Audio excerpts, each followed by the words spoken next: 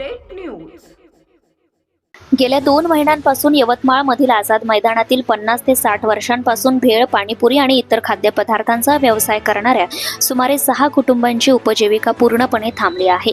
उपविभागीय अधिकाऱ्यांच्या आदेशानुसार त्यांची दुकाने काढून टाकण्यात आल्याने या कुटुंबावर उपासमारीची वेळ आली आहे। यामुळे आर्थिक अडचणीत सापडलेल्या या कुटुंबांनी शासनाकडे इच्छा मरणाची परवानगी मागितली आहे। मागील अनेक वर्षांपासून या छोट्या व्यावसायिकांनी आपल्या मेहनतीने कुटुंबाचे पालन पोषण केले।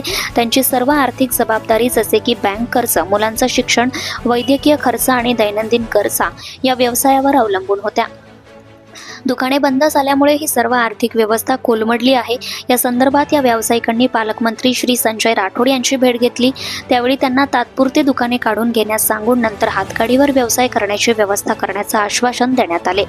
तसेच इंदूरच्या खाऊगलीसारख्या जागेची व्यवस्था करून देण्याचंही आश्वासन दिले होते। मात्र 2 महिने उलटूनही कोणतीही ठोस पावले उचलले गेली नाही। या कुटुंबांनी शासनाला नम्र विनंती केली आहे की त्यांना तातडीने पर्यायी जागेची व्यवस्था करून देण्यात यावी। जर शासनाकडून योग्य तो न्याय मिळाला नाही तर 6 कुटुंबांनी एकत्रितपणे आत्महत्या करण्याचा निर्णय घेतलाय।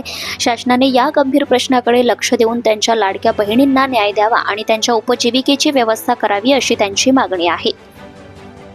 प्रतिनिधी सय्यद मतीन, यवतमाळ। आवाज आम जनतेचा बुलंद आवाज आहे, जी नेहमी आम्हाला न्याय देण्यासाठी तत्पर असतो। त्यांचे मी मनापासून आभार मानते।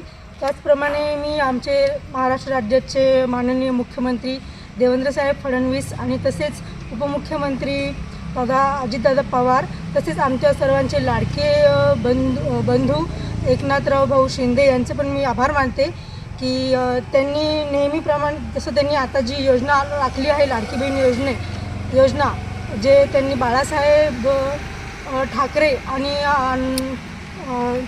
आनंद दिघे शिंदे साहेबांचा जो शब्द जो पालन करत आहे, त्यांचा वारसा जो पुढे नेत आहेत ते आम जनतेसाठी आणि महिला रक्षणासाठी, तर त्यांना मी अशी विनंती करते, त्यांच्यासाठी माझी एक विनंती आहे की त्यांची जी बहीण आहे आज जी संकटामध्ये आहे, त्यांचं जे पूर्ण कुटुंब आज विस्कळीत होत आहे, त्याचं जे कारण आहे इथे यवतमाळ येथील जे आझाद मैदान होतं, जे ऐतिहासिक मैदान आहे, तेथे आम्ही भरपूर वर्षांपासून वर्षानुवर्ष आमचे जे व्यवसाय होता तिथे अचानक त्यांचा शासनाच्या आदेशाने जे आमचं दुकाने हटवण्यात आली आहे, त्याच्यामुळे आमचं पूर्ण जनजीवन विस्कळीत झालेलं आहे।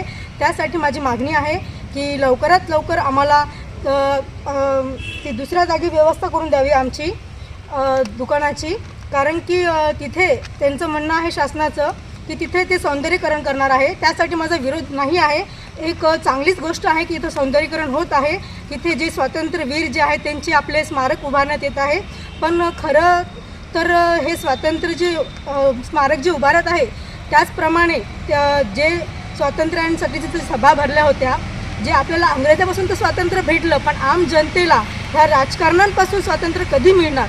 जे हे राजकारण जे चालू आहे की स्वातंत्र्यासाठी तुम्ही स्मारक उभारत आहे, पण त्याचा काय फायदा? जे तुम्ही आम जनतेचं जे पोट जिथं भरत होतं, जे 30 ते 35 जे मैदान व्यावसायिक होते त्यांना तुम्ही रस्त्यावर आणलेलं आहे आणि तुम्ही तिथं स्मारक उभारत आहे। खरंच एक स्वातंत्र्य जे आझाद मैदान जे आपलं सुप्रसिद्ध आहे यवतमाळमध्ये, ते खरंच योग्य आहे का की तुम्ही आम जनतेला रस्त्यावर आणून त्यांचं जनजीवन विस्कळीत, त्यांच्या लेकरांचे शिक्षणांचं जे भविष्य होतं ते तुम्ही विस्कळीत करून तिथं तुम्ही स्मारक उभारत आहे?